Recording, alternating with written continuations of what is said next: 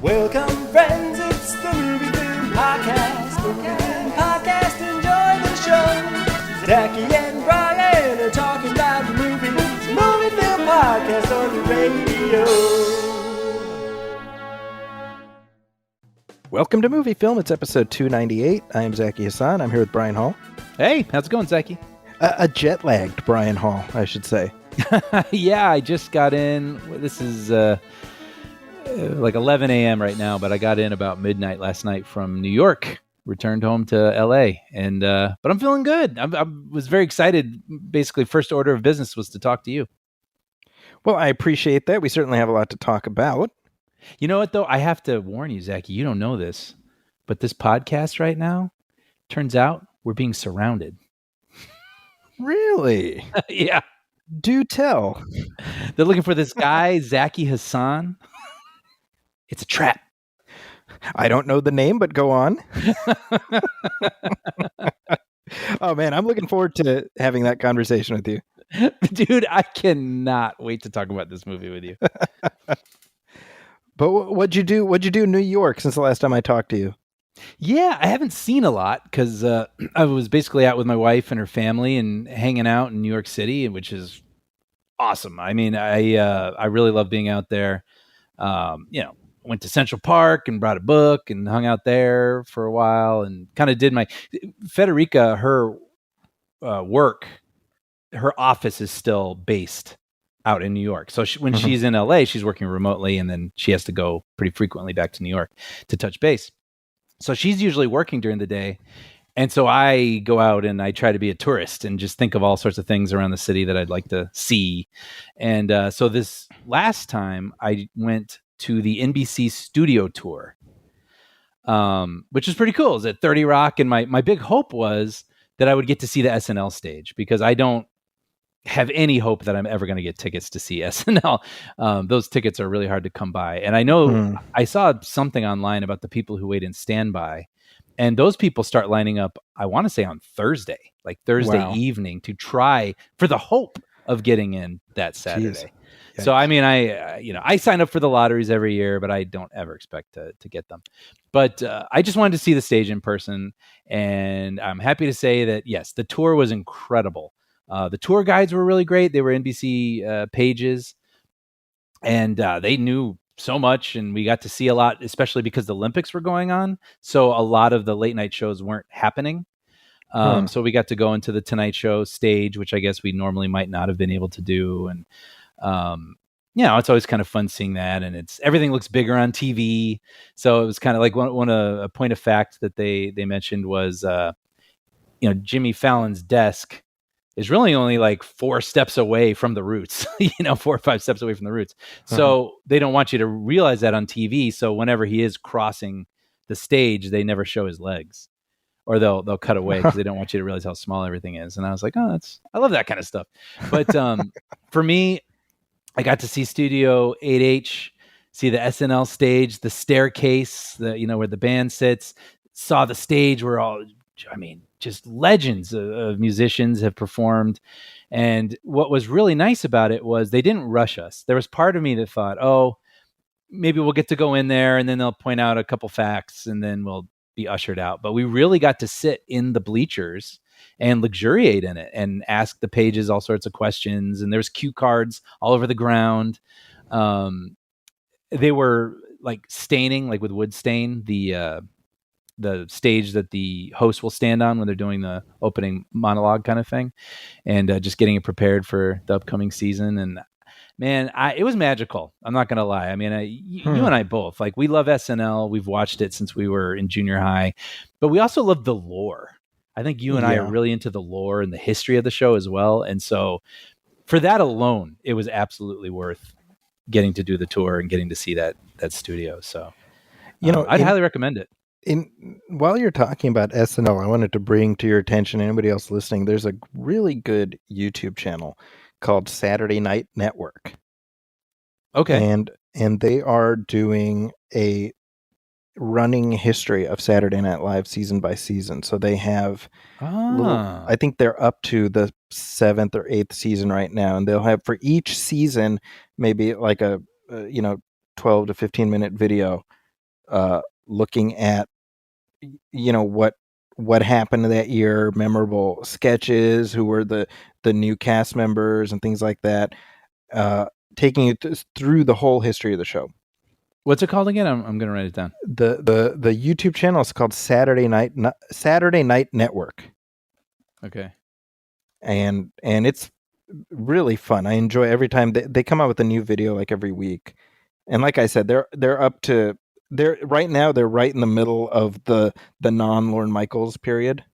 Oh, interesting. Okay. Right. So like, they did the, when Michaels left and Gene Dumanian was there for half a year, and then you had Dick Ebersol come on, and a lot of this stuff I already know from before because I've read the Great Oral History book from a few years ago and stuff. But it's really neat to have it boiled down, and you get examples of memorable sketches and stuff. So certainly for you, just as a fan of the show, but anybody listening, I mean, it's pop culture history that you get to see, in these little bite-sized chunks. That sounds so up my alley. I mean, yeah, like you, I've read that book. I read all the oral histories whenever they come out. I'm listening to the Lonely Island podcast right now, where they're going through all their videos and talking about the history of those things and how they came together. And I devour this stuff. So yeah, I'll have to check that out.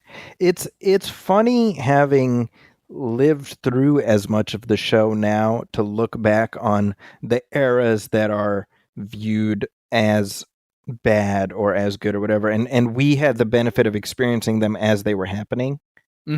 Yeah, sure. Like there was a video, there's another channel called Weird History, and they had a whole video about the 94-95 season and how that almost destroyed the show. Right. Is that where they made that big cast transition? Yes, but it was weird because they brought in like Janine Garofalo and Michael McKean and Chris Elliott was on it. Yeah. Right. And I think it's almost like Lost Years in my mind. Yeah, it's this weird, like I remember watching that. That was my sophomore year. And being old enough to be like, something's wrong with the show this year, Like, yeah, right. And then, 30 years later, here's our look back at that disastrous season. You're like, wow, that's like history now, Yeah, you were just watching it. Yeah. Yeah. But and we've talked about before how I think, at least for me, and I would assume for you too, our intro era was kind of early 90s. Oh yeah, very much so. I mean, for us, it was the Chris Farley, Mike Myers, Adam exactly, Sandler. Dana Carvey, right? Kevin Nealon was doing Weekend Update, and really, I mean, at the time and in hindsight, that was one of the show's golden eras. Yeah, right. And so it's like we sort of like had our compass set properly. I would think so. I mean, that's the thing. I think Lorne Michaels has sort of a famous quote. I can only paraphrase, but it's, your favorite seasons tend to be, or your favorite cast tends to be the one that you watched when you were in junior high. That's right. And I think that's accurate. And I feel kind of lucky that that's what we got. Lorne Michaels has another saying, which I tell my students all the time. He says, the show doesn't go on because it's ready. The show goes on because it's Saturday night and it's 11:30. I love that. Yep. Right. And I tell, again, I say this to my kids all the time. I'm like, look, at some point, it's just, if you keep holding out, you're trying to grow roses, it's just never going to go. It's just, you got to go with what you have and hope you're ready and do the best you can, Absolutely. That, and also just in light of the show. I mean, I know there's always the SNL is terrible, Saturday Night Live or Saturday Night Dead, blah, blah, blah. How many times have we seen that? Yeah. But it's like, I just don't watch the show that way. For me, just as a writer, as someone who loves comedy, as someone who's watched SNL for so long, each week it's like, what did they come up with? Yeah. And maybe this week it just didn't happen. Lightning didn't strike. And then you sort of look at, I totally see what they were going for with that. And they just couldn't get it together in time, And so that for me is interesting on its own. I realize not everyone's going to watch it that way, and that's not worth their time. But I try to learn from the things that don't work, or it's fun to examine them. But then when they do knock it out of the park, it's so satisfying. So, well, it in many ways it's similar to the late night talk shows, right? Where there's something inherently ephemeral about yeah. a nightly talk show, right? Like what Fallon does or whatever. And yet what you're measured against ultimately is the body of work. And that's what's meaningful, you know? So Conan did his thing on 3 different shows for what, almost 30 years, right? Yeah. And you're not necessarily going to know chapter and verse every episode, but you'll remember certain bits and you'll be like, "Oh, and he did it for this long." And that's what it is. I mean, this one doesn't turn out as well as you would have liked. Okay, well, we shake up the Etch a Sketch. We start again tomorrow. It's this podcast. When you think about it, you know, we are just like the Tonight Show starring Johnny Carson. It's exactly the same. Yeah. I really hope Bette Midler sings us off on our final episode. That's my prayer. But you know, I mean, at this point, we've been doing it long, and we're almost at 300 episodes, Brian. I can't believe it. But to your point though, I actually do think of it that way sometimes, because I get really in my head about these things, and you know, I edit the shows and I think like, oh man, what was I saying, or what was I thinking? And or the thing that happens to me, and I'm sure this happens to you also, is we finish recording, I walk away, I eat lunch, and I think, oh wait, no, what I really meant was this. Or I could have said what I was blathering for like 500 words. I just thought of a better way to say it in 20 that makes a lot more sense. And then you sort of kick yourself. But then I do what you just said, where I think, you know what, though? We're on episode 298. People are here. They trust us. They get what, if I'm having an off episode, I think the audience is forgiving and just happy for the next one next week. Hopefully. Yeah. Here's hoping. Hopefully, exactly. So you haven't seen anything? Yeah, I got to be honest. I haven't seen a ton either lately. Like I'm kind of racking my brain. Have you? I will say this: after the NBC studio tour, I walked outside, and in Rockefeller Plaza, it was very cool. They had this outdoor public Olympic viewing area. Oh, so neat. There were benches, and they were selling water and beer, and there was like photo opportunities. And I sat down for a little bit, and I got to see Katie Ledecky swim, and the whole, you know, being in a crowd of people watching it on these huge screens cheering together. It was really special. I was really happy I happened upon it. So, have you watched any Olympics or? I do not watch the Olympics. Oh, okay. I'm saying it like it's a choice. Like they know what they did. It isn't that. I actually did hear it that way, and I was kind of curious if I was making the observation as I was going. I was like, no, I don't watch the Olympics. It was like that. It was meant more in that way. Yeah. My wife loves them, so she's, you know, we have the baby, and he's kind of just keeping his own schedule. Yeah. So at like 3 a.m., he's like, all right, well, I'm up now, and he's not like screaming his lungs out. He's just like up. Right. Right. So that's, you know, he hasn't figured out circadian rhythms and things like that. So my wife is just up, and she's just been watching Olympic coverage all night, basically. Actually, that's kind of perfect for her. I mean, as long as she's up and she's interested in that, I guess it's on. She likes all that stuff, yeah. So she's been paying attention. I'm just it's not my thing. Yeah, no, I get it. I do enjoy them. I'm not very regimented about it. I just appreciate when they're there, and I flip it on and go, "Oh, cool! I love watching diving or, you know, gymnastics or some of those things." Have you seen that story, by the way, of that sharpshooter from Turkey? I did see that. That was just a funny, I don't know, all the memes about him where basically he's not using all the specialized optical gear that everyone else is using. He's just that good. So I saw somebody who was like, he's like a retired hitman. Yes, so somebody was like, hey, can you just fill in here? And he just walks up, hey, and he gets a silver. yeah, that's kind of a fun story, but yeah. I mean, other than that, you know, I revisited in the last few weeks the movie True Lies. Oh, okay. Which celebrates its 30th anniversary this year, and all I'll say is, watching the movie, I was like, we got to do a commentary track on this. Yeah, I love that movie. I haven't seen it in a long time, and part of that is it hasn't really been available, Right. at least in HD, right? Until recently. That's right. Yeah. So you watched the new 4K. The new 4K, which is gussied up a little too much DNR. Yeah, we touched on this a little bit before, but yeah, there's some sort of controversial aspect to these cleanup jobs for The Abyss, Aliens, and True Lies recently. Yeah. For their 4K releases. And I'm curious. I mean, I think you've seen The Abyss, or at least scrubbed through it, right? Mm-hmm. The 4K version. I mean, how do you think True Lies compares to the others? Because I feel like I'm hearing True Lies come up more than the others. I mean, look, it's not like a world-ending calamity. I think the movie, it looks fine, but yes, it's very clearly been jiggered with in a way that I feel like they were a little too aggressive trying to get rid of the grain. It's so annoying. I would really love to see the raw scan. Like, what does that actually look like? A 4K or whatever they're actually doing, 8K, I don't know. Scan of the original.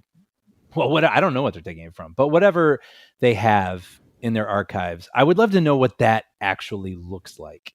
Right. You know, because I know everything that comes out now is being touched up to some degree. And I think the real magic trick is when you don't think about it at all. It does look time appropriate for a movie that's 20 years old, 30 years old, 40 years old, but it still looks sharp. You know, it looks clean. And so that's when they really nail it. But it just sounds like like you said, they scrubbed away a little too much detail to make it look perfect. And so now skin starts to look a little waxy, right? Like they remove accidentally pores from people's faces. Yes, that's exactly it. Yeah. But you know, that film is very interesting. Like I said, I suspect we'll have a deeper conversation later in the year, but it sticks out as part of James Cameron's filmography, doesn't it? Like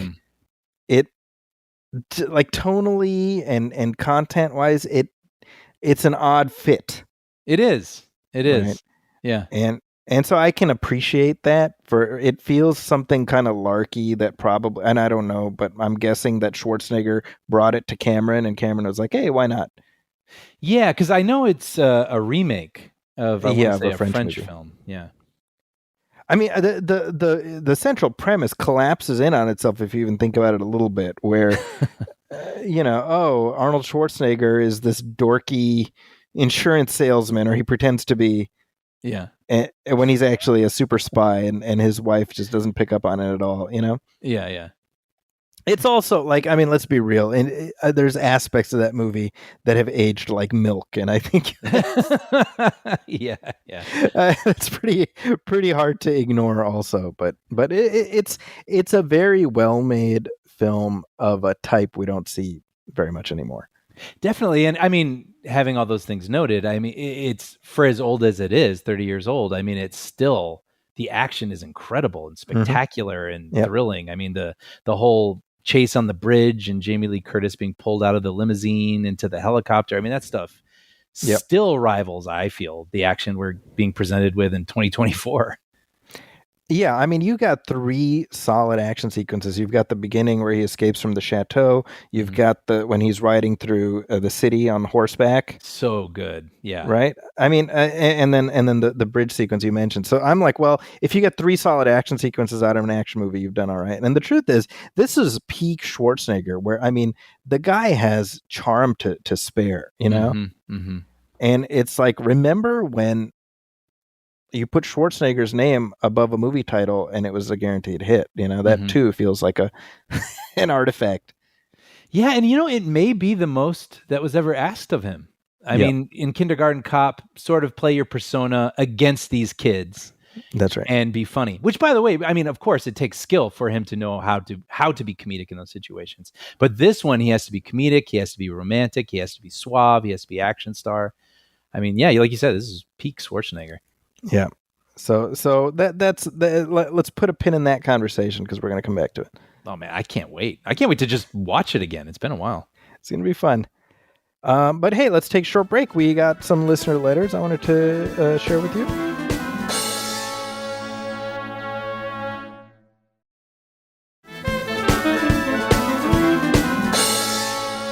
And And we're back. And like I said, I'm gonna prop open the old mailbag today, Brian. Let's do it. As we do each week. This is a note I got on Twitter from Marshall Perry, who says, and this is in reference to our last regular show, which is Deadpool and Wolverine. He says, I have to admit, listening to you both talk about Deadpool and Wolverine and Hall H stuff was like a warm blanket I didn't know I needed. Oh. The film was a perfect combination of comedy, action, nostalgia, and heart. I grew up watching and loving 2000s era comic book movies, so I was 100% the target audience for this film. I only speak for myself here, and Brian touched on this in the podcast. Laughing in a movie theater with other people and fist-pumping cool moments felt so good after so long. I didn't realize how much I miss laughing at a comedy in a theater. Brian called it a Mad Magazine movie, and boy, did he nail it with that comment. Also, as a Canadian and somebody who grew up in Saskatchewan, it was pretty cool to hear Saskatoon called out, much like how the capital of Saskatchewan, Regina, was mentioned in Deadpool 2017 or 2016. To me, this film was a success, and I have faith in the Russos, Robert Downey Jr., and the team at Marvel to deliver was wild stuff in the upcoming Avengers films. Anyway, thanks again for the great content you create, and like Deadpool and Wolverine, dudes in their 40s are rewarded when listening to your podcast because only guys like me are going to understand references like Robin Tunney in Vertical Limit. That's amazing, Marshall. Marshall, thank you. Thank you for now I feel seen. I do kind of love that. Yeah, because none of the people in your friend group acknowledge the existence of that movie. Yeah. Yeah. That's really funny. Yeah, Vertical. I mean, I remember being excited to watch Vertical Limit and being disappointed by the movie itself. I don't have a lot of memories. I just remember watching it, and it felt like a well-made B movie or something. That's my memory of it. Like I wasn't expecting True Lies or something, like I was just like, I might have been in college or something. I feel like it was something I did with my college friends one night, and it was like, all right, cool. Where are we eating after? Kind of a thing. Yeah. But yeah, I miss well-made B movies, don't you? Yeah. Are you alluding to what we're about to talk about? I wasn't, but it applies. Yeah, but I mean, not to get ahead of it, but speaking of Trap, like I saw that in a theater, and I'm glad I did, and I can only imagine that movie will feel a little elevated when you have people around you tittering a little bit. You know what I mean? Like you get to sort of, yeah. I mean, maybe we can talk about that when we discuss the film. But when we get there, we got more letters, Brian. Come on, man. But no, just theatrical experience. There's nothing like it. I just had everything in its place. So shut your stinking trap. About Trap. Yeah. Hey. What was that from the Ben Stiller show? Remember that character? When you said that, I knew you were quoting something, and I couldn't place it. What was his name? It's Skank. He was called Skank. That's Skank. Right. Yeah. Anyway. And that was his catchphrase. Look that up, you little leaguers. I was going to say, I don't expect barely anyone to know what we're talking about there. But Google it. Here's a note I got from Josh Polanski, also on Twitter. And he says, hey, Zachy, I just wanted to let you know that earlier this week I became a tomato-approved critic. And if it weren't for your subtle affirmations very, very early in this journey, including but not limited to you going on my old podcast, I don't think I would still be doing this. I come from an Ojibwe family, and though we come from very different backgrounds, I was able to see myself in you and your work, and that's always been important to me. I started reading your reviews and listening to your podcast when I was a sophomore in undergrad. Now I have a master's degree and I'm on my second adult day job, and your and Brian's podcast and your words still teach and move me as a critic, a cinephile, and even as a human. The longevity of your criticism and your podcast inspire me, but it's the longevity and depth of your relationship with Brian that has made me a better friend to my own. Thank you, and please, please keep it up. Wow, I don't even know what to say. Thank you, Josh. That's you know what? Congratulations. That is freaking amazing. Congratulations on being the tomato approved critic. That's a huge deal.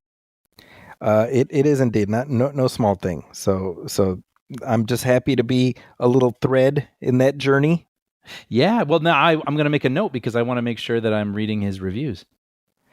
Yeah. To check them out. Good stuff. Yeah. And here's a note we got from Brendan Agnew, part of our regular series where people write in with their memorable movie going experiences. Oh, all right. And he says, "Greetings, Zachy and Brian. This is Brendan writing in from Oklahoma. Firstly, thank you for the infectious enthusiasm you always bring to every episode, as listening to you two explore your shared love for film is part of what inspired me to finally kick off my own show. But it's been particularly great hearing all the stories from both you and listeners about foundational theatrical experiences, much like the one I got to share with my daughter Marion when Jurassic Park was back in theaters last year. Like many of our generation, younger Gen X, elder millennial, JP was one of my biggies when it dropped in 1993. I was 8 at the time and had been a dino nut as long as I can remember. Having grown up on King Kong and Harryhausen films, the thought of photorealistic dinosaurs in a film fired my imagination as well as my curiosity regarding the craft of movie making. I knew dinosaurs were extinct and was fascinated by the special effects they used to bring the terrible lizards to life on screen. However, that was nothing compared to my desire to see the movie itself. Once my parents did some research and determined that a relatively hard PG-13 wouldn't permanently traumatize me, my dino-loving dad took me to the theater and I was absolutely transported.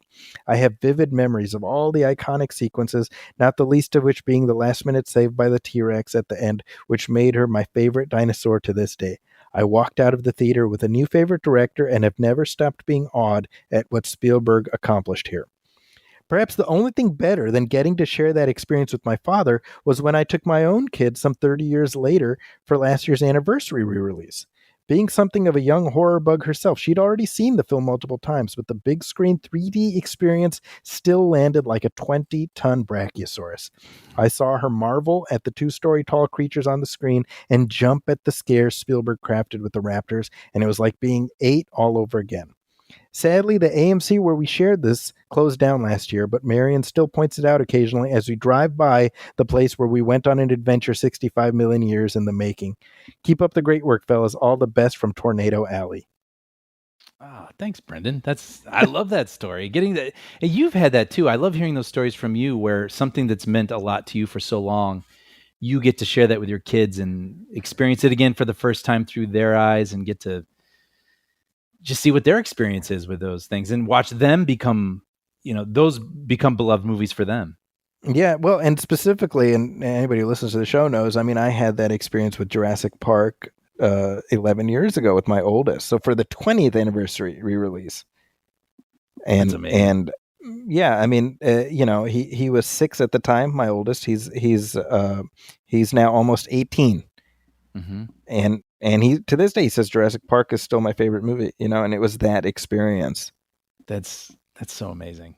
Yeah, I mean, it's very special. Yeah, I mean, I've gone through these rites with enough of these kids now that it's just something that I know now that I get to repeat every couple of years. Oh, I get to introduce this kid to whatever movie, like that's the fun of it. Slight tangent, but something I was thinking about while you were reading that, when he was talking about the parents doing the research for the movie and being like, okay, it's maybe a hard PG-13, but this wouldn't traumatize me. Spielberg gets a lot of credit for the childlike wonder that he's able to capture in a way that no one else seems to be able to do. Right. And certain things like that. But his balance or execution of horror is really interesting, isn't it? Like with Jaws or Jurassic Park. I mean, War of the Worlds, other movies too, but specifically let's talk about Jurassic Park. It's amazing. That movie has a lot of horrifying things, but he finds just the right way to horrify you enough, but to also make sure that you're not tipping into like, okay, that's too much for me. Like it's like weird. Like he's figured out something you could almost call it like family horror. And it is something that maybe if it was another filmmaker, a family might not even find that very same thing. Like, oh, that's too much. It's too much. But for some reason, Spielberg has earned this trust, and he kind of knows how to walk that tightrope and traumatize younger people in a way that delights them and that they cherish for the rest of their lives. No, I think you're right. I also think we don't give kids enough credit for for what they're capable of processing. Sure. Right. I was just the other day, you know, there's a YouTube channel called Mr. Sunday Movies, and they do this feature called Caravan of Garbage, where and it's not like they're picking on a movie they think is bad, but it's just they do kind of an overview of a movie and they make jokes about it, whatever. And so they're doing a thing about the Alien series right now in the lead up to the new one that's coming out. So they just this past week did Aliens, right? And so I was watching that with Hamza, and I was telling him, I was like, you know, I watched Aliens when I was 7 going on 8. Wow. 7 so I was as old as my daughter. And he's like, were you like freaking out? I was like, no, that's the weird thing. I remember thinking it was freaking awesome. Right. And I was like, I was telling him, I'm telling my kid, I'm like, I distinctly remember I had seen Alien already at that age. And obviously the one thing about Alien that had stayed with me was, you know, John Hurt, you know, getting chest bursted. Right. Yeah. And so I was familiar with the first movie enough to sort of know for those certain touchstones while watching the second one. But my overall experience watching Aliens, when it ended, I was like, that was awesome. This is me, 7 going on 8. Right. And so I'm like working through this with him. I'm like, was I just screwed up as a kid? or do kids have the ability to process this stuff, you know? You know, I mean, Cameron pushes it further than Spielberg, obviously, but he kind of has that also. I mean, I saw Terminator 2. I mean, I was a little older. I was 11, but my parents were pretty selective about the things I got to watch. So I watched Terminator 2 as soon as it came out on video at a friend's house. And so I wasn't totally used to all that, but it's, again, I think he pushes it further, but at the same time, he does this kind of interesting tightrope thing where it's not gore. But it is horrifying. And, you know, I remember distinctly the way that the T-1000 would just dispatch people. You know, he'd put a blade through someone's mouth. But it's not celebrating the awfulness of the moment. It's just like, whoa. What? And then it just made me afraid of that thing. And I was like, well, that thing is dangerous and no one should be around it. And it worked, I think, in the way that he wanted it to, because whenever Robert Patrick, this slender looking, well, you know, good haircut dude, you know, walking down the street, I was terrified of him. You know what I mean? And so I think he did. Yeah, I think he deserves. Well, and then made me think of it because of Aliens. You know what I mean? Which has a wee bit more horror elements to it, but at the same time, it's not kind of like gore for gore's sake. It's just like a way to get you to be afraid of those things and to be tensing up when they're getting close to our heroes and to cheer when they kick them out of the ship. That's right. Yeah, and that certainly that film, the second film, I mean, there's like one chest bursting scene in the whole movie, and it's relatively sedate, and then in terms of gore, the most gory, and I use like inverted quote marks, is when Lance Henriksen gets torn apart. Yes, but if you're tracking with the movie, you know. He's an android. So I mean, I'm putting myself in the mindset of who I was when I watched that movie. And even that moment. Oh no, sorry, I didn't mean to. No, and I mean, I remember not watching it from behind the couch and like ducking. You know what I mean? Like I remember being just fully engaged. That's exactly what I was about to say. I was going to say in that moment specifically, which may be the most quote unquote goriest, even though it's not a real person. You're like wincing and leaning forward rather than wincing and covering your eyes. Yep. You know? Yeah. That's the magic trick. Yeah. Yeah. That, by the way, I was really hoping we could revisit Alien 3 this year in the lead up to the new movie. We probably won't be able to do that, but that is a movie I want to watch with you one of these days. We should still do it. Yeah. That I've seen it maybe twice. I know it's at least. No, I'm with you. I certainly, I think the last time I saw it was probably in the lead up to Prometheus. Right. Yeah. And just as like as a Fincher joint, I would want to, like that movie has been reassessed now as part of the David Fincher filmography, as opposed to part of the Alien catalog. Yeah. Right. And so I think that's worth a look. I'd be interested in doing that anyway. Definitely. Actually, while we're talking about T2, it's just this past week I was on YouTube. I happened to come across the episode where they reviewed Terminator 2 on Siskel and Ebert. And they were very complimentary about the whole thing. You know, just all the good stuff you'd expect. But it was very funny. I think it was Siskel. He's like, yeah, and this evil robot, he's played by Robert Patrick. Not a lot of charisma. But anyway, blah, blah, blah. And it's like in this sea of positive things. Right. And I picture Robert Patrick being like, huh? Oh. Like, why? And frankly, I disagree. But I disagree too. Yeah. I just this very funny offhanded thing, and I was like, man, that's like kind of hurtful. I don't know. I know, it's appointed. Yeah. But thank you everybody for writing in. Really appreciate it. And Brandon, I should mention, sent us a picture of himself and his daughter at the JP 30th screening. And Brandon, let me just say, you know, I feel you, man. That movie in particular is such a just like this through line connecting me with all my children. I have such, you know, last year I went with my oldest two kids to the symphony doing the performance of it, and it's just I've always loved it, but I love it more knowing how it connects me to my kids. Yeah. Oh, and Brendan mentioned his podcast. I just wanted to give a shout out to that. It's called Make Me Watch It.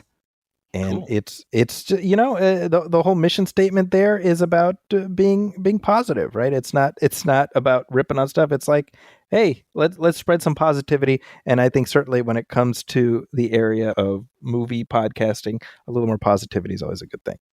I agree. So check that out. Thank you, Brendan, once again for your letter. But let's take another break. We'll come back and we got some headlines to discuss.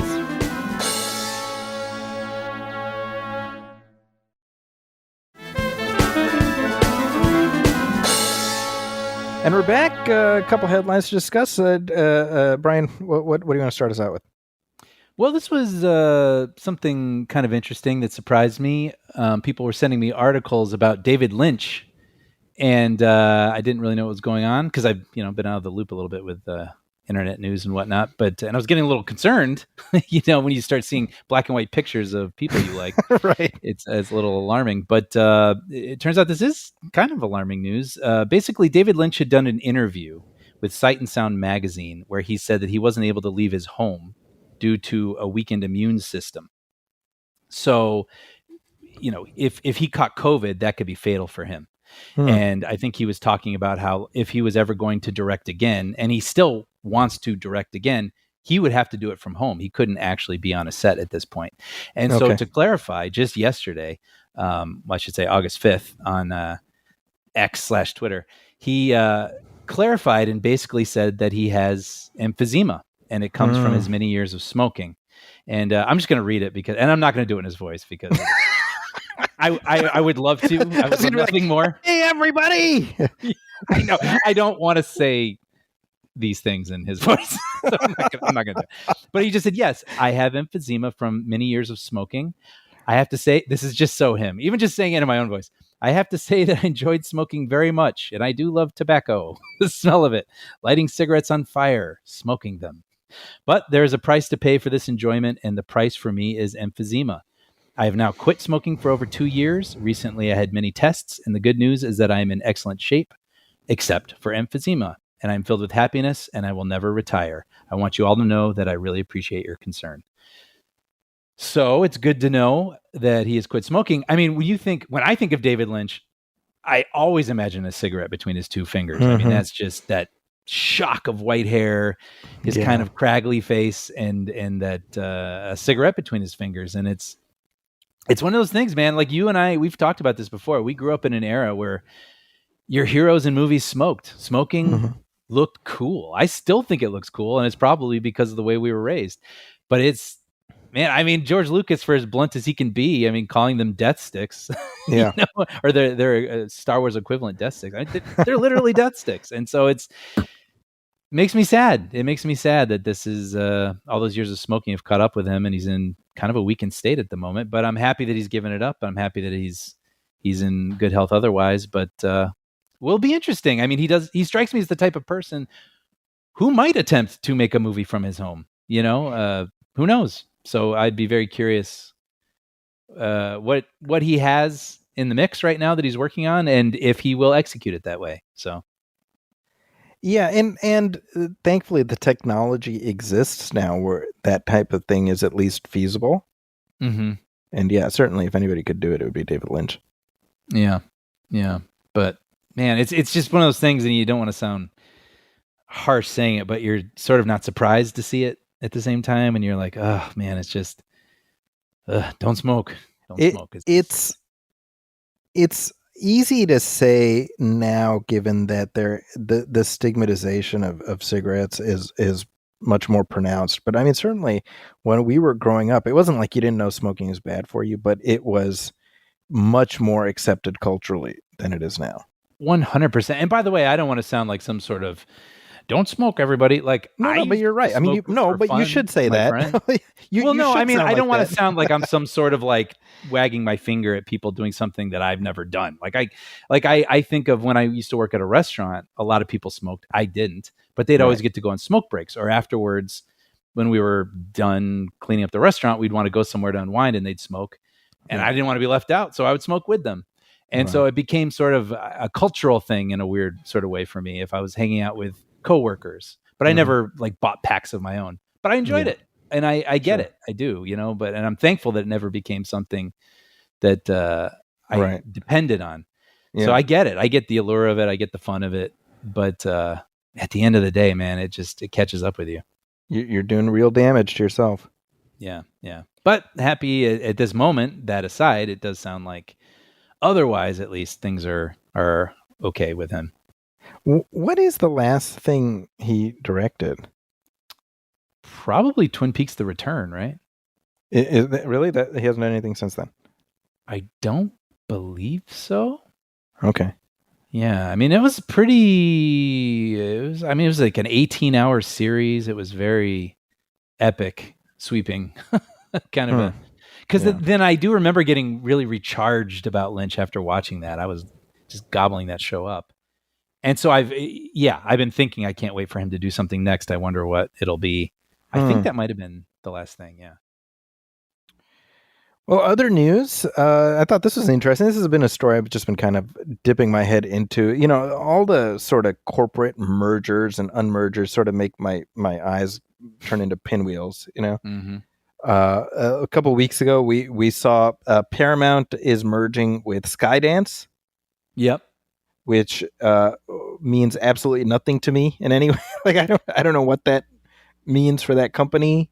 I wish I was better equipped to talk about this, but basically what I'm gleaning from other people is that is a best case scenario because that is another filmmaking company, whereas Paramount could have been bought by someone else and sold off for parts. Oh, interesting. Okay. Again, this is like third hand sort of things people are sort of telling me. And I for being a co-host on a movie podcast, you think I would have read more about this, but my friend who works at Paramount is happy about this. So, okay. Oh, that's interesting. Okay. Yeah. I mean, like at this point, my interest in Paramount boils almost entirely down to Star Trek. Sure. So any news, Impossible. I'm like, oh, and Mission Impossible. That's true. Yeah. But so in other words, the former Desilu components of Paramount, basically. Wow. the Lucy's legacy lives on. It's good to know. That's kind of incredible, right? Yeah. Oh, yeah. Absolutely. I mean, you think of like the Mod Squad or something like that, where I don't even know why I know what that is, but those shows, they're just as relevant today as they were then. That's amazing. All these years. I mean, there is, when we talk about sort of the origin story of Star Trek, right? There is this fact that doesn't get discussed enough, which is that show ultimately existed because Lucille Ball staked her credibility on it. Mm-hmm.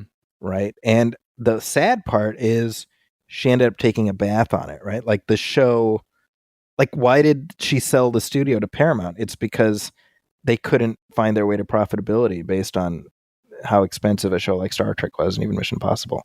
Right. And yet now it's this evergreen franchise, right? So in other words, she didn't get to partake in how profitable it ended up becoming. Right. but it wouldn't exist were it not for her basically losing her company by supporting Star Trek. Right. She saw the value in them, and she was Right? correct. You know, and now it's just another IP that gets batted around like a ball of yarn by the corporate kitty cat, you know? Yep. But so that was a few weeks ago. And then this week there's news about Warner Brothers Discovery, which is this monstrosity of a thing headed up by David Zaslav, which may or may not split. And I guess the latest news as of this morning, August 6th, is that Warner Brothers Discovery is not going to split currently. Oh, okay. So that's the news fresh off the press. But they were looking into it. Right. And all in cost saving money reasons, right? Yeah, because they haven't hacked and slashed it enough, right? Yeah. They haven't killed enough movies that are already shot and exist. That's exactly it, right? Like sort of what we've seen with Warner Bros. Discovery, at least in the last couple of years, as long as that company's existed, is when you have bean counters running a creative organization, and they're thinking in such clinical hack and slash terms of just making a balance sheet line up, you know, and it's infuriating.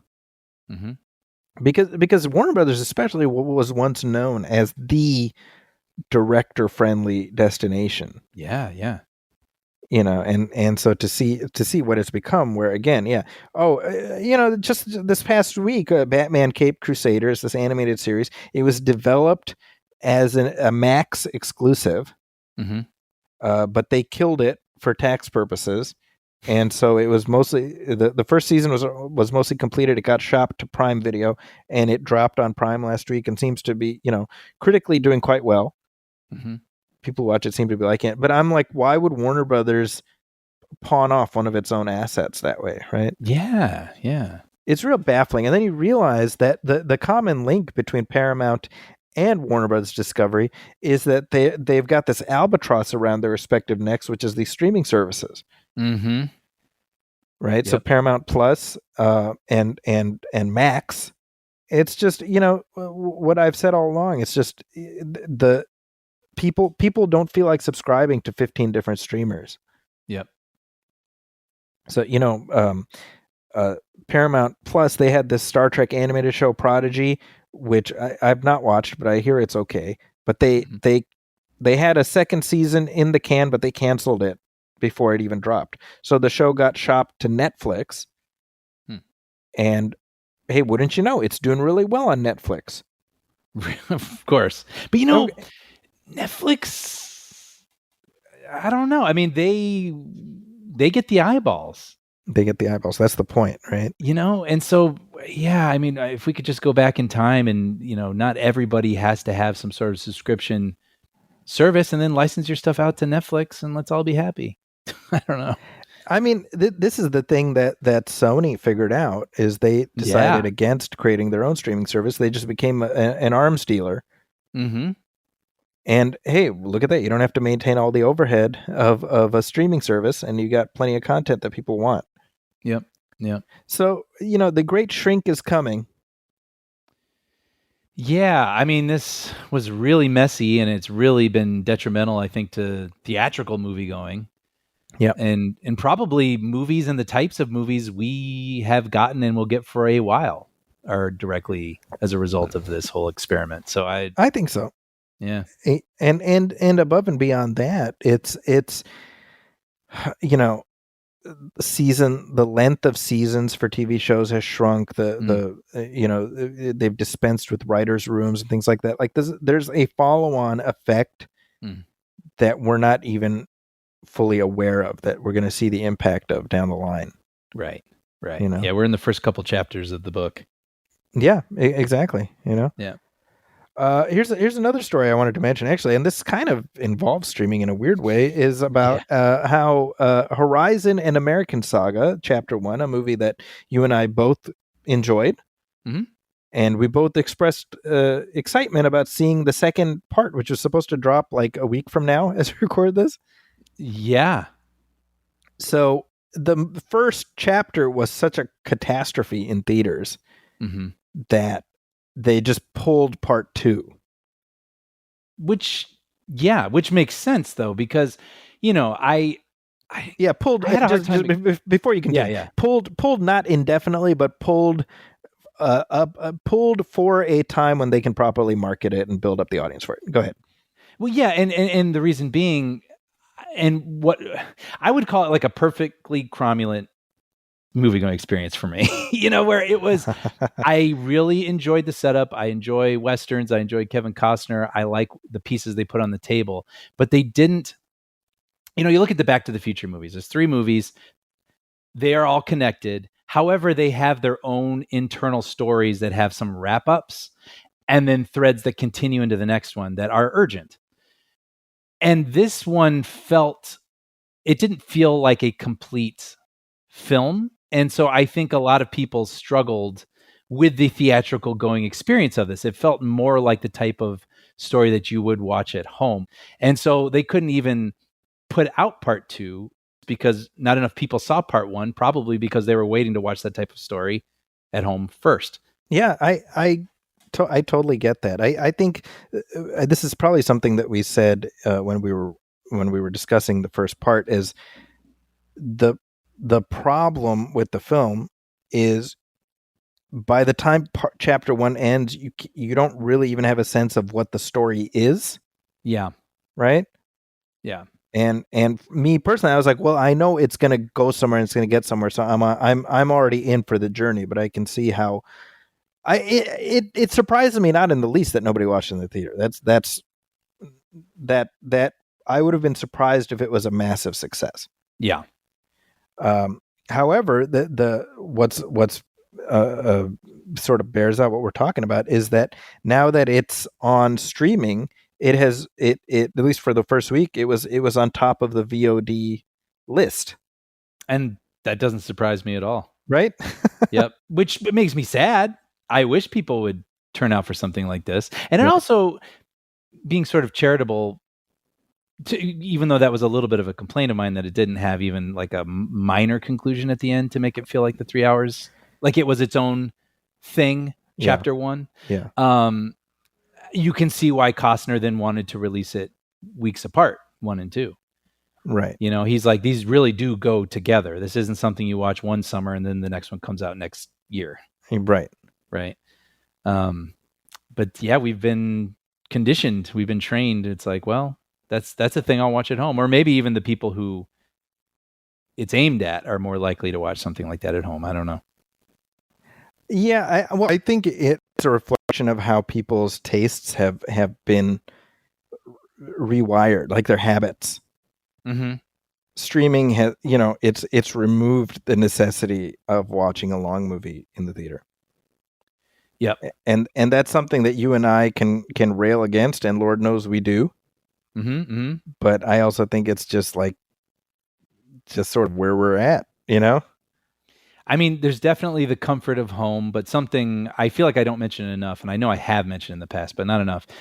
I use the Regal Unlimited subscription service. It costs me $23 a month. And for me, it's entirely worth it. If I see 2 movies a month, I've already saved money.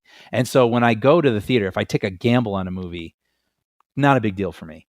But right. I recognize when my friends want to go to AMC, which I don't have a subscription thing for, and then I'm dropping $20. Actually, when I was in New York to see Deadpool, there was an AMC literally around the corner from where I was, and it was $20 to go see Deadpool. And I was like, no, because I know I can see it for free at a Regal. So I hopped on the subway and I drove rode further into town just to see it for, next to nothing. Yeah. So I can understand then why people would be more calculated in the things that they will actually carve out the time of their busy lives, leave their house, especially go see something that's over 2 hours. Yeah.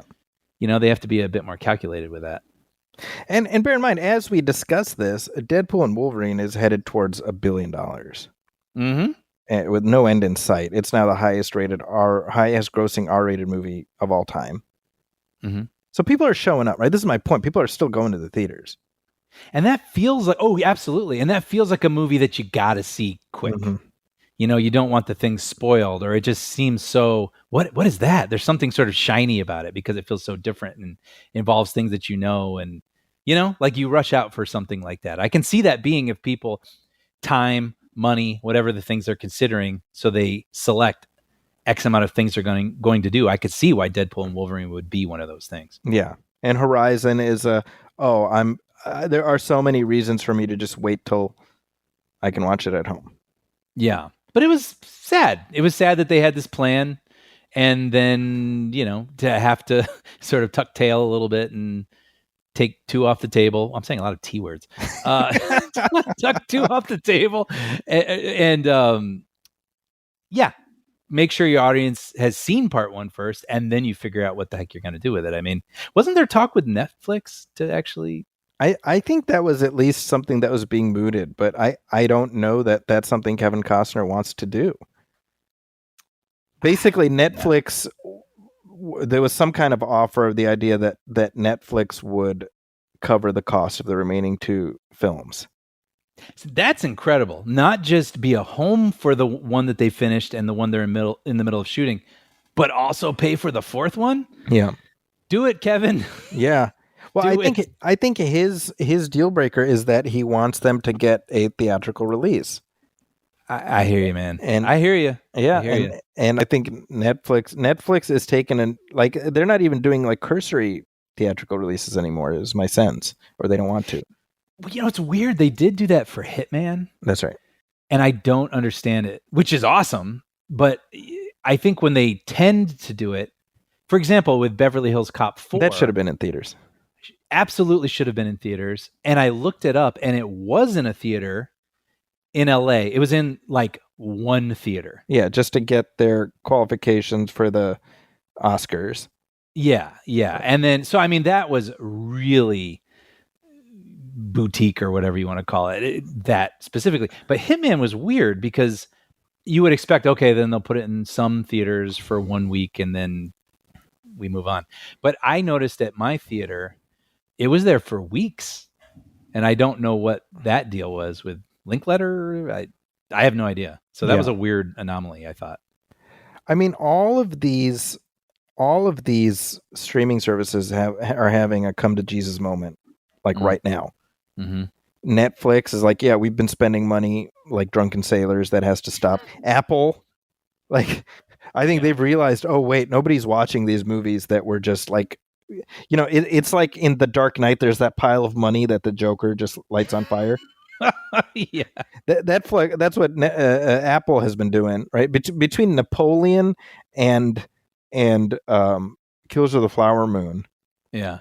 That's like a recession all by itself, the amount of money that those two movies lost. It's incredible. Yeah. Right. And so, look, I mean, this gets to just the singular dilemma of how do you make this stuff profitable? And to the point that we're making, you can see how a Prime Video or a Netflix is able to sort of justify some of these costs because they are at this point. Prime is part of the Amazon ecosystem, and freaking everybody's using Amazon, so there's more money to move. And Netflix, well, most people, that was their first streaming service, and they're not letting go because it's like their little wubby that right? We don't want to give up our Netflix subscription. I think you're right. I think I relate to that even. You saying that. I think that's most people, you know? Yeah. So that's the thing. I mean, as far as what happens with Horizon, I think it's all connected. Everything's connected. Mm-hmm, mm-hmm. Right. You're like that. It's Always Sunny. I was going to say that. I've got a big pegboard with yarn and pictures. Yeah. Well, what's your ideal scenario for this then? What would you? I mean, would you be? You know, I mean, I could probably answer it. Of course, you'd prefer the theatrical, but would you rather it exist and have him take the Netflix deal? If it's a choice between the story not being finished at all, then and getting a streaming premiere, that's no choice at all, right? I mean, yeah. I mean, I fully respect this is Kevin Costner's passion project, but I mean, don't you want to see it to its completion? And at the end of the day, look, it's any movie is in theaters for, let's say, being generous, about 6 months, and then it lives at home forever. Sure. Right. So, and I'm sure Costner knows this. He's not stupid. He looks at the ledger as much as anybody else. He sees what a bath he's taken on the first movie. Mm-hmm. So normally that would be game over. Right.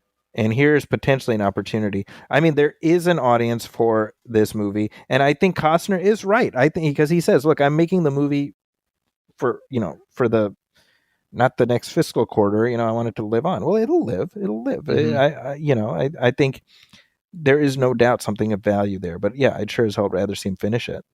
Mm-hmm. I don't care how it gets watched. Yeah. Yeah. I mean, sorry. Go ahead, Brian.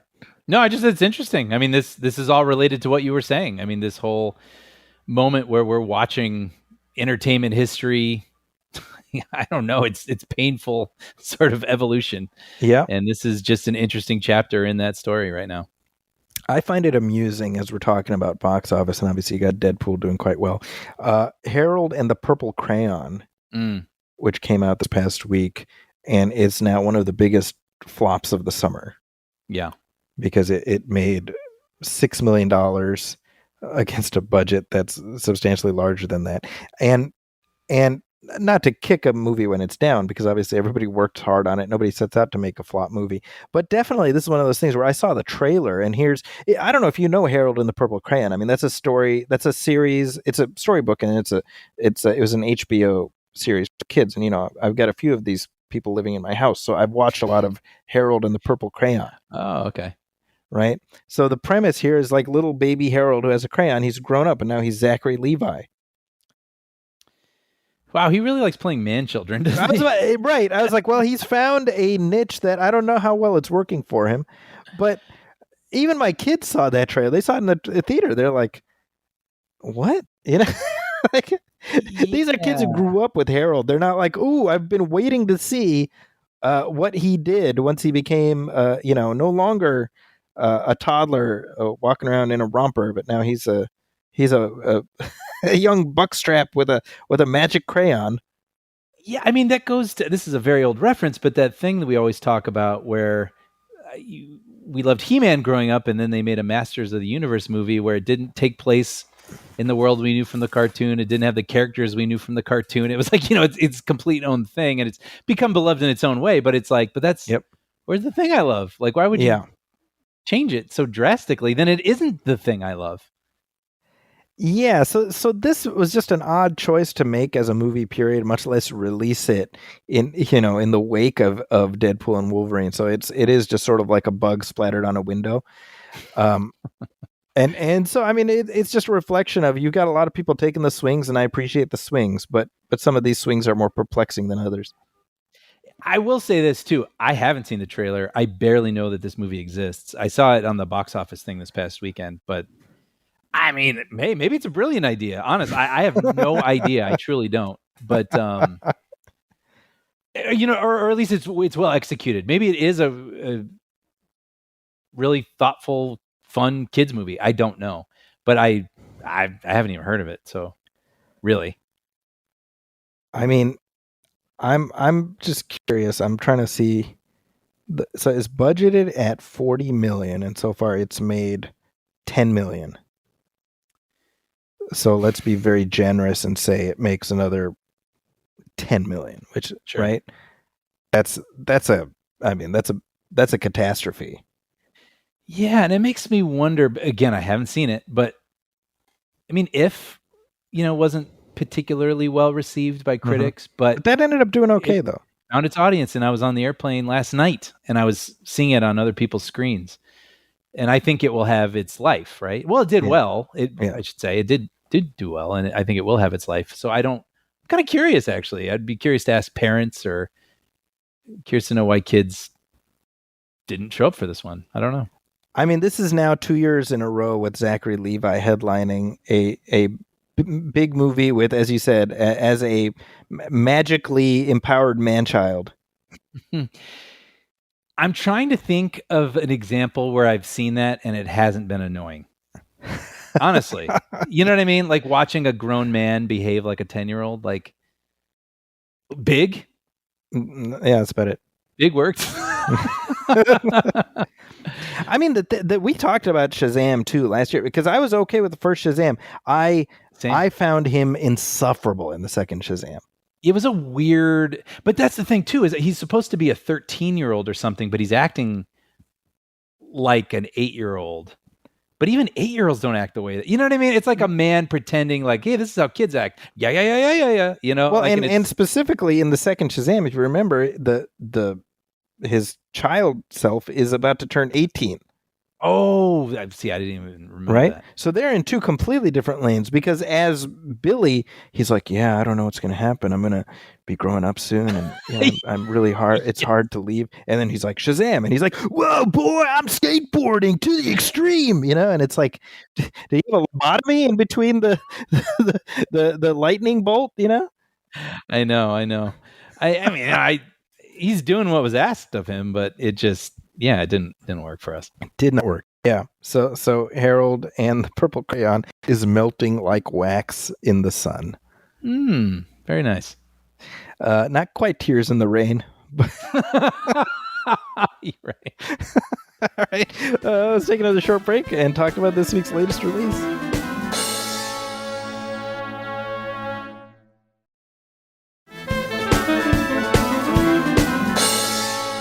And we're back, and you know who else is back, Brian? Who's that, Zeki? Why, it's M. Night Shyamalan, back in theaters. I know you're happy about that. Yeah. You know what's crazy? There was a moment where it felt like, I'll never forget the trailer for the movie Devil. Yeah. Which he only produced. And it seemed like an interesting sort of bottle type of story. People trapped in an elevator. Maybe one of them's the devil. And I'll never forget when it said from M. Night Shyamalan or produced by M. Night Shyamalan. And it got an audible, either laughter / groan kind of thing. And that was like where he was at for a minute. And then he sort of took a step back. He started making much cheaper movies. He was working with Blumhouse. And he's kind of found his way back. And he's had, the Knock at the Cabin in the Woods. Like he's got quite the output lately. I mean, he's had a real interesting career.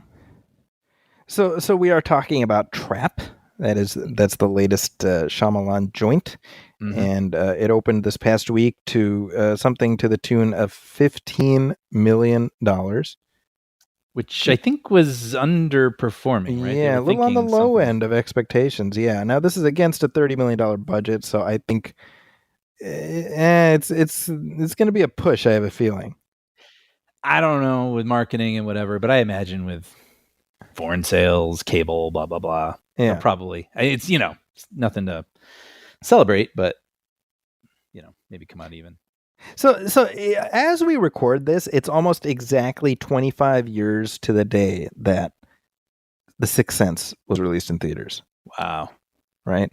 Yeah. And I think if anything, Shyamalan had the misfortune of hitting a triple his first at bat. Yep. Like that's the problem. That's what he toils beneath. And I mean, he was deemed, I want to say by Newsweek or Time, the next Spielberg. Yeah, Newsweek, yeah. Like, please don't do that to me. I often think about that, because that headline is itself sort of saddled around his neck. And I wonder if he had any insight into that, or if it was a surprise when he saw it. Because if he knew it was coming, he might have said, hey, maybe don't do that. Right. I don't know. Mm-hmm. But certainly he talked a big game. He did. Right. He did. I've always meant to read that book, and I don't remember the title, but it was, I think, about the making of Lady in the Water, mm-hmm. when he was just sort of surrounded by yes men, or at least he was never taking no for an answer. And could be kind of interesting, but anyway, yeah. But regardless, Trap. So first of all, I want to say that. Big picture is what I'm going to say. I think, in my experience with Trap, I think what you really get a sense of is why Shyamalan is such a distinctive filmmaker. 100%. His shot choices, how he chooses to frame certain things, the way he remains on certain shots. I mean, this guy, like, he is a consummate creator. Mm-hmm. And he has a voice. He absolutely. He has a vision. Yep. He really does. And I think that voice extends to his script writing and whatnot. I think this is in terms of performances, Josh Hartnett is magnetic. I could not take my eyes off of him. I completely agree. I loved him in this. That all being said, yeah. to me, this is 2/3 is really solid and 1/3 is total nonsense. Yeah.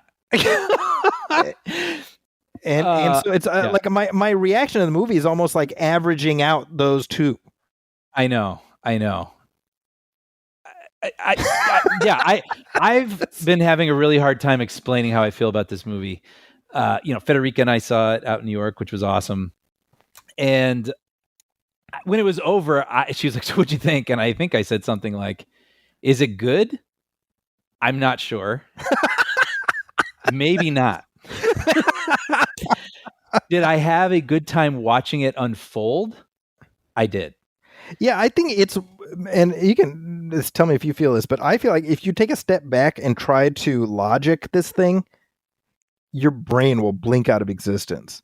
Yeah, I saw someone write, and I went in with this, but I saw someone on Instagram put, "Trap is a lot of fun if you don't think about it for more than 10 seconds. Okay, and I think that's fair. And well, the premise alone, we'll get into it, is nonsense. Yeah. And brilliant. Like, it's the premise itself. It's completely original and interesting and captivating. And what will happen? Yeah. But then that premise itself is nonsense. But then, if you can believe it, it becomes more nonsense as it goes along. So I literally was on board for the nonsensical premise because that's why I showed up. And then in the middle, my brain started asking questions and I went, "No, Brian, don't do that." Like, that's not why we're here. You know what I mean? So funny. So I mean, truly at the end of the day, I don't know that I would recommend it. Except for people who are willing to be on his wavelength. And I think there are people who are. And it's almost like, I think I talked about watching Body Double recently, Brian De Palma, and I'm not trying to equate them, but De Palma's on a wavelength, right? Yeah. And you watch Body Double and I'm like, this movie's bonkers. Like, it's weird and it's stilted and it's stagey, but it's kind of compelling at the same time and intriguing. And they're very, very different, but I feel like Shyamalan is on a wavelength and you're either on it or you're not. Yeah. And I am on his wavelength. I love his wavelength. I can still criticize it, but at the end of the day, I still like that this movie exists. So it's weird. It's a weird sort of dichotomy I'm dealing with over here. I think that, again, it was really a revelation watching Josh Hartnett in this, and not because I ever disliked him. I it's fine, but it's been a while since we've seen him, Oppenheimer notwithstanding, right? Mm-hmm. So it's sort of like, wow, new. Middle-aged Josh Hartnett, that's a flavor I've not encountered before.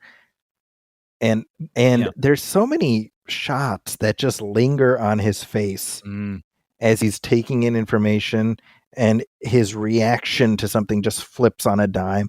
And I'm like, man, this is a meal for an actor. Oh yeah. And it also made me think, and I mean, of course we're going to have a spoiler wall, but I think at this point we'll mention at least the things that are featured in the trailer. Mm-hmm.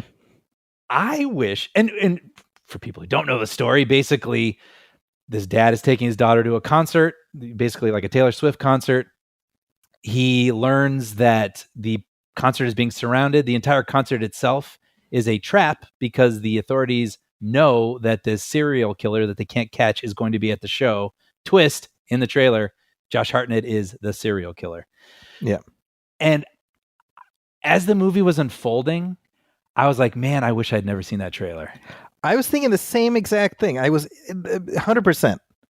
Because of what you just talked about with Josh Hartnett's performance, him being this cute girl dad at the beginning, and she's so excited to get inside the stadium. He's like, "Oh, got to tie my shoe." And she's like, "Come on, Dad, hurry up." And he's just so, he's handsome and he's adorable. And he's, he's just seems like a nice guy. You want to be your neighbor. And then if I didn't know that he was the killer, it would have blown my mind. Yeah, yeah. I think watching this film, because he does both so well, right? He plays the cute dad thing, I think, really well. But then, like you said, when he then he's sort of on his own and he's calculating and he's, pushed into a corner and watching him squirm for a second, but then figure something out. It's captivating watching his face. What this movie does, and what I was, I was telling Amina, I was like, it's like Psycho in reverse in terms of perspective. Where imagine if Psycho we're going through the whole movie from Norman's point of view. Yeah. Right. Yeah, great. Totally. Right. And I wouldn't doubt that maybe that's kind of where that may have been like the kernel of the idea. And I think the way it manipulates us, what I think is so sort of effective and scary is how you're kind of like on his side as he evades the people who are after him, at least initially. I know. Yeah. Right. It's a funny thing, right? When you're put in their perspective, right. Then you see them being closed in on, you're like, well, go through the door. Yeah, exactly. Right. Yeah. Like he's the bad guy. Like the scene where, and this isn't a spoiler, he enters like an employee area where there's like a whole SWAT team session. Yeah. Explaining what they're there for and the way in which he works in and out of that. There's a little bit of that's like, like this prurient thrill. And that's where the movie excels. I think it's very effective at that, right? Totally. Totally. I think that. Oh, and by the way, we're Haley Mills, who plays, the criminologist. First of all, I'm like, was she cast just because she's in The Parent Trap? That was. I know we were talking about that afterwards. Yeah. The other thought, though, in my head, I was like, in my head canon, this is Miss Bliss, who, after years of Zach Morris and his bullshit, she just became a criminologist. She became like an expert criminologist, right. Yeah, because of everything she learned from the sociopath high school student she had to deal with. That's right. Yeah. Yeah. So. And this is the other thing. The character played by Jonathan Langdon, the like he works at the souvenir stand. Yes. I'm like, they should have just called him Basil Exposition, right? Like, the exposition in this movie is really rough. We can get more specific. Actually, I have to give Federica credit for this, because I think during the movie she said something. Because look, I am a known Shyamalan apologist who fully acknowledges his strengths and weaknesses. Okay, but she leaned over to me and she said, "Like, are all his movies this stilted?" And when it was over, I actually said, I'm like, it's his hallmark. Because sometimes it works in favor of the film, sometimes it doesn't. But when it was over, she said, it felt like every character was a human being who forgot how to act like a human being. Oh, what I said is every character Josh Hartnett encounters, at least in the auditorium, is an NPC from a video game. Yes. Right. Yes, exactly. Well, exactly. Yeah. You both marry what she said and you said, and that's how everybody in this movie comes across in the way that they behave and the things that they do. Right. It's like those old point and click games where you encounter and then you click and then like this big text box pops up. Yes. Yeah, that's exactly it. Yes. And I mean, we can get into spoilers, but the things that the guy working the merch stand does, you're like, what is wrong with you? Yeah, seriously, dude. It's like you met this guy 10 seconds ago. You have no reason to just vent your spleen with every piece of information that you give him. Yeah. And I mean, again, we should probably just get into spoilers, but I can say this because this isn't a spoiler. This is the premise. But this concept on its face is so insane. Yes. Where you think it's like going to Taylor Swift and saying, okay, so Jeffrey Dahmer is going to be at your show tonight. So here's what we're thinking. We're going to lock you and thousands of children in a room with him on the off chance that we can pick him out of 20,000 people. You good with that, Taylor? That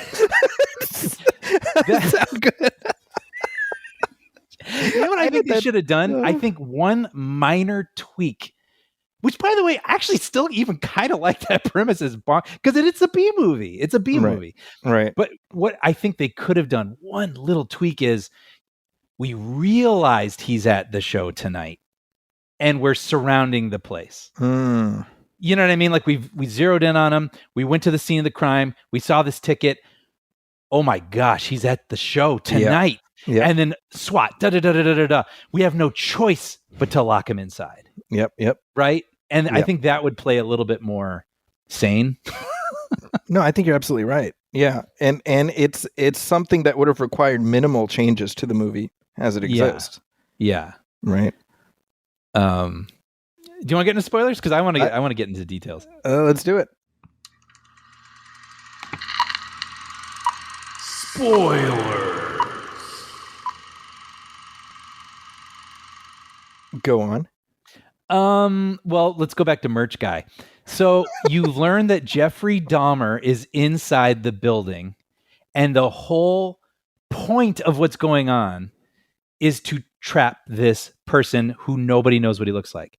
Yeah. So then you take this guy you just met, into the storage area, hand him a box cutter, and then the guy goes, and then he gives him, well, actually, I thought this was very clever, where the authorities have given all the people who are in on this ruse a code word.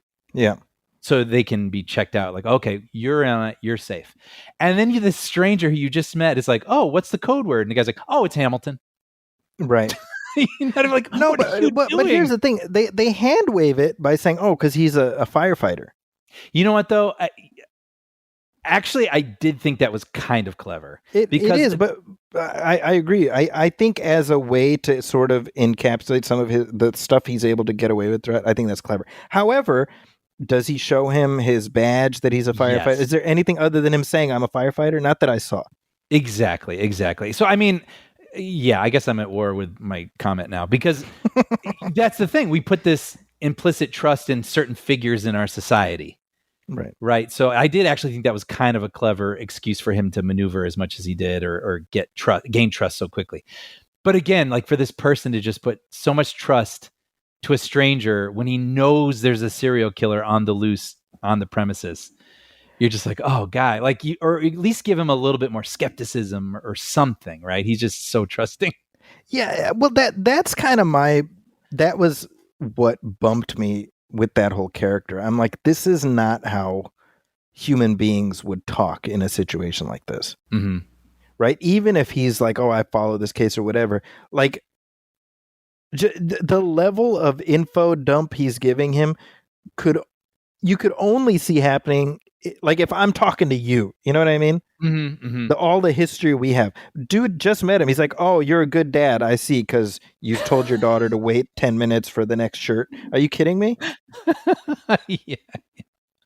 Right? Yeah. So that right there, like, that's like, all right, here we go. But that being said, all the stuff in the auditorium, I was like, it gripped me, the sense of he's like a trapped rat, Me too.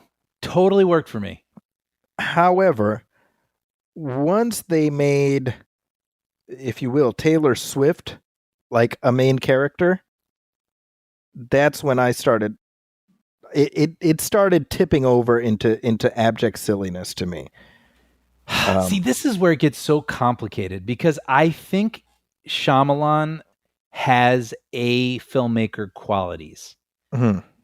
But he also is a B filmmaker. And so they butt up against one another in a weird tasting stew.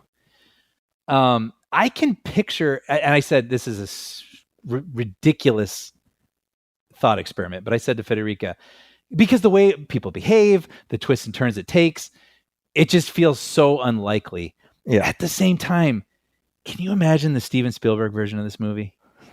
A guy trapped inside, a guy trapped inside a concert. He's the bad guy. What are all the thrilling, complicated, intriguing, imaginative ways he can try to get out and manipulate people? But this goes for a little blunter. You know what I'm saying? Yeah. Like a little sillier, a little more, a lot more contrivances kind of thing. And to your point about then Lady Raven is her name, Yes. who's played by his daughter, Salika, I believe. Salika. Shyamalan. Yeah. Who, by the way, before you proceed, I'm just going to say this. Decent singer, not a great actor. Look, that I was going to say the exact same thing. You know what? Federica and I both were like, I was sort of expecting, you got the Nepo baby sort of whatever you want to angle to it all. But I was like, oh, she's like not bad. Like those are her songs. She's convincing on the stage. Her songs totally sounded like songs you would hear in real life. Yeah.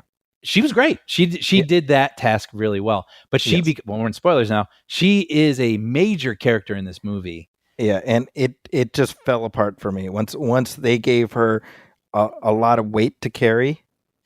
Yes, and like when she is face to face with a serial killer and he drops the act, he becomes loose. He is himself now, and he's kind of reveling in the fact that he's revealing, it's me. This whole thing, it was for me, and now I'm face to face with you, and so now you have to do what I say. She just kind of gives him this blank look. Mm-hmm. Yeah. And I was like, man, can you imagine if they had cast someone else? Like that character could have been like a rock star character. And just you know, the things that she is then forced to do, she becomes the hero of the movie in a lot of ways. Yeah. It could have played, I think, a lot differently, and that character could have made a huger impact, right? Yeah. If it had just been played by someone else, unfortunately. Unfortunately, and I hate saying that because obviously his daughter, and that's why he cast her. But the beats that she has to play, specifically the one you mentioned, and then also when she's sitting next to him in his car. Yeah, I'm like, sorry, dude, this just isn't playing for me at all. No, and the scene, I love the scene where she's trapped in the bathroom with his phone and she's calling out to her followers. I was like, this is good. Like, this is a unique 21st century thing that an icon like that character could do. Like, this is good stuff. Yes. But she never feels nervous. You know? And the ways that she has to sort of, even the way she invites herself over to their house. Right. Because the daughter doesn't know what's going on and she's trying to figure out how she can save this person that he has trapped. Yeah.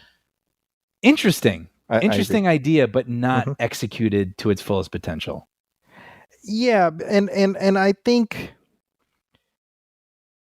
the problem I had is that the third act suddenly veers into all this Norman Bates stuff. And he can be cracked a little bit, like you can get into his brain and slow him down. Yeah, and it feels like it's just kind of comes out of nowhere. Yeah, and that stuff is hard, I think, to buy. You know what I'm saying? Like when if you say the magic word, or if you just pretend to be someone's mom, all of a sudden it's like they become hypnotized and act like a different person. That's like a hard thing to buy, I feel in movies. Yeah, I know. I think you're absolutely right. This is the thing, because the movie is about an hour 40, and I would say about 45 minutes of that is pretty good. So in other words, you've got the makings of a decent procedural, CBS procedural. And then there's like this added half hour of just, we got to stretch this out to feature length. So here's Josh Hartnett being captured and escaping about 4 times, I think. That did start to get a little, when he was in the limousine. Yeah. And then he builds up the dummy, which was another great exposition moment from the SWAT team guy. It's like, oh, he took all the clothes and built a facade and got out of the car. I'm like, I got it, dude. Like, I got it. There's a moment earlier where how they okay. Oh, by the way, the way in which Hartnett conspires to make Riley the dream girl, that was so great. That was great stuff. Yeah. Right. All of that. It is ridiculous though, because and the character's played by Shyamalan as the uncle. It's like, doesn't he have like 50 people do this to him all the time? Probably doesn't he? Right. Like, oh no, but she has cancer. Like, did you ask for something, some proof? Like, there must be people scamming them all the time like that. See, that's the B movie stuff I'm willing to go along with, even though, because it's inventive and it's ridiculous. Like, it's, if you think about it for more than 8 seconds. But I'm like, oh, okay, that's his new idea. That's interesting. But that always, so I thought that was clever. But then they're in the back, and that one assistant, she's like, oh, nobody's being let through except people who are specifically part of her entourage. And I'm like, how convenient that all the essential bits, like even remember when he gets the walkie-talkie, and it's like right when he puts it in, oh, and he's going to be doing this right now, so and okay, better not do that. I'm like, that's very convenient. Yeah, the whole Haley Mills thing, it felt like she should have been a bigger character. Like, yes, for sure. Federica and I were talking about this. It should have been a cat and mouse between the two of them. Yeah. Because otherwise, yeah, she is saying these sort of really weird things just out loud that I think everyone would already be briefed on, but it would be kind of interesting if they were sort of communicating with one another. Mm-hmm. And it would have made that character seem a little smarter than they came across, or more cunning, and like he's in even more danger because not only can he not find an exit, but he's got this expert criminologist on his tail who knows how he thinks. And it just felt a little undercooked, I think. Yeah, no, I agree with that. Yeah. But it's funny too. There was a moment where, at the opening credits, it says Alison Pill's in the movie. Yes. And an hour in, I was like, did I miss her? Like, or did I not recognize her or something? And then she ends up playing a crucial part at the end where she's his wife. And that too felt weirdly unbalanced, right? I don't disagree. I mean, she's good. It's funny to me that that's Kim Pine from Scott Pilgrim, and I had the same thought. Like, she used to be the rock star, and now she's the sweatered, mom. Right. Well, actually, one thought. Sorry, I didn't mean to cut you off, but no. Did you kind of think they were leading you towards thinking she was like part of it or in on it? That's literally what I was going to say. I thought that twist was going to be the whole family was in on it. Okay. Yeah. Well, her first. Certainly her, she like, seemed so button up. Yes, exactly. But then I thought maybe even the daughter, like, it's time for you to go, Lady Raven. Which I'm glad they didn't. I'm glad they didn't do that. Just to be clear. Same. No, you could have done that, but I like that. And it allowed. I thought Alison Pill crushed it.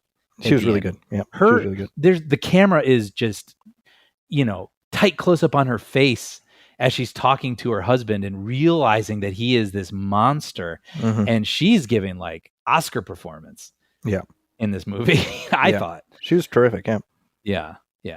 It's and the way they when she's alone in the house, I was literally like, she better not be on it with them. I'm going to be really pissed off if she is. Yeah, because then yes, I thought you think that this singer is going to save the day, but little does she know she's walked into a trap. Yeah, kind of thing. Yeah. But then they set it up where she's like poisoned Josh Hartnett, right? I was like, dude, just die like that. And then seriously, like, because then they shoot like 50 tasers at him, and he's like got adamantium, I guess, and then they're leading him out, right? And then the bike is tipped over, and he's like, "I'd like a moment, please." I'm like, no, don't, because I knew, man. I was like, I know what he's doing. You know what? I'll fully cop to it. I bought it because of his OCD stuff, and I actually I have a little bit of that myself, and so I was kind of relating when he was like moving napkins around, and with the bike, I was like, yeah, I get it. He wants to set it up right. Like, and then the car's pulling away, and the camera stays. I'm like, no, don't go in. Don't, no, no. No. But you know what? What made me frustrated, spoilers for Glass, if you catch my drift, I was like, this could be another villain in the Unbreakable universe. And I thought for a split second they might actually. No pun intended. That. Well, yes. But I know that they killed, this is the spoiler, they killed the David Dunn character, which, and I know, sadly, real world events, Bruce Willis probably cannot be in this film. But like, I was like, wow, he's creating his own little real life superhero universe thing. I mean, this guy feels like he could totally be another one of those villains. Hey, you should have James McAvoy show up. What if I told you we're putting together a team? Exactly. I don't know if he dies at the end of Glass 2. I don't remember that movie. I don't remember. I just remember being so disappointed. that was an incredibly disappointing experience. Yeah. Yeah, because Federica was saying she's not very versed in Shyamalan. Uh-huh. And so I was telling her, because she's not seen Sixth Sense, Unbreakable, or Signs.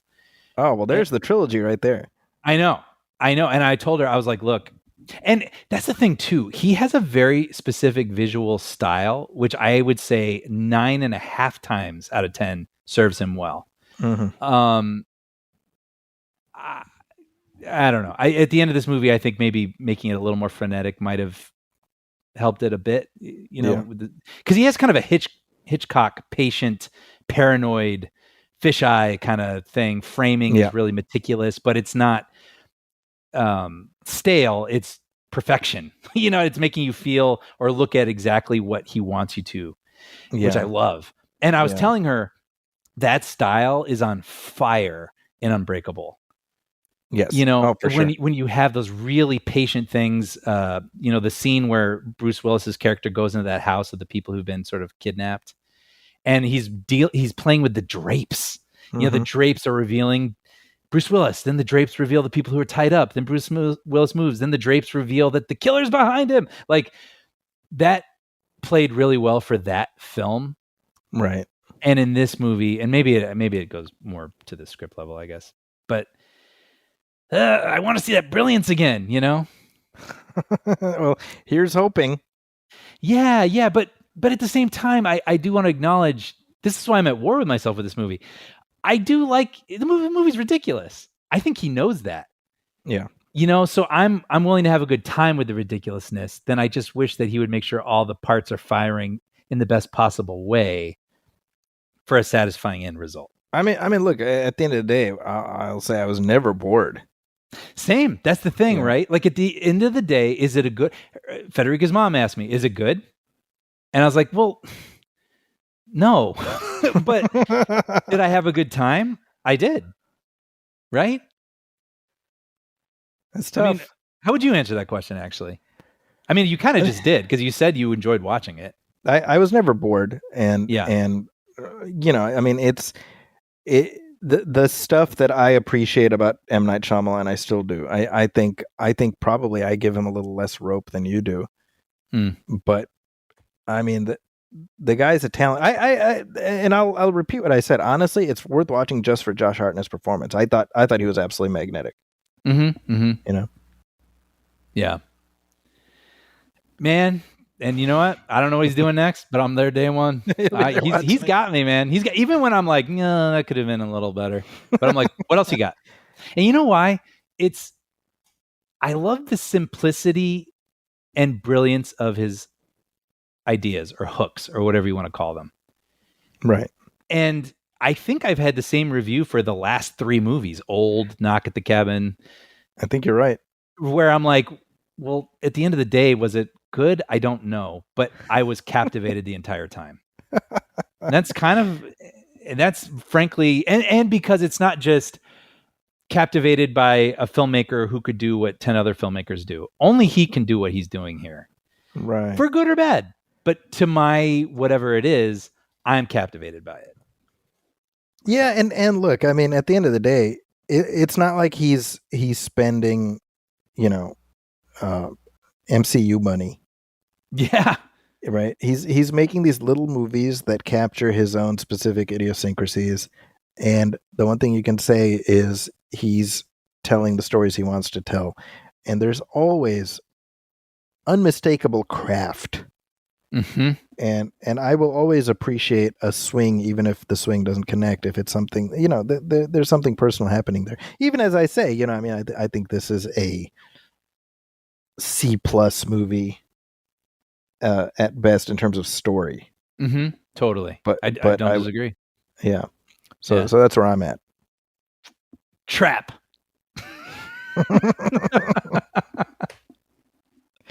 But hey, let us know your thoughts. Those of you who watched it, which based on the box office is not a ton, But if you did, we'd love to hear your thoughts.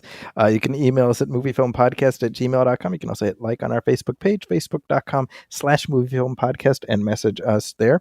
If you're looking for me online, you can find me on social media at Zacky's Corner. That's ZAKIS Corner.